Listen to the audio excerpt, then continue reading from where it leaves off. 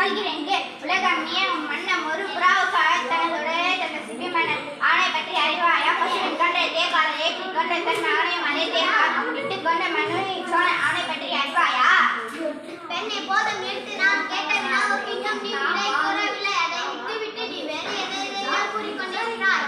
இழப்பின் அருமை தெரியாத மன்னனே, எனது நிலை அறியாமல் தானே இப்படி பேசுகிறாய்? நான் இதுவரை கூறிய பெருமை மிக்க சோழ மன்னர் வாழ்ந்த புகார் நகரமே எனது ஊர். அவ்வூர் பள்ளியில் அச்சிறப்பினை உடைய புகழ் மிக்க மாசத்துவன் மகனாகிய கோவலனின் மனைவி நான். என் பெயர் கண்ணகி. இப்போது புரிகிறது கல்வன் கோவலன் மனைவி.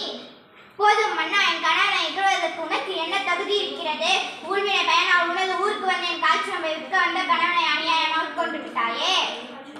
பெண்ணை போதும் நிறுத்து. கல்வன் கொள்வது கொடுங்கள் என்று அது ஏற்புடையது. அதோ அனைவரும் அறிவார்கள். உனக்கு தெரியாதா என்ன?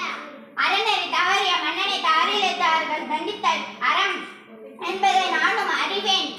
ஆனால் நீ கூறுவது போல என் கணவன் கல்வன் அல்லன்.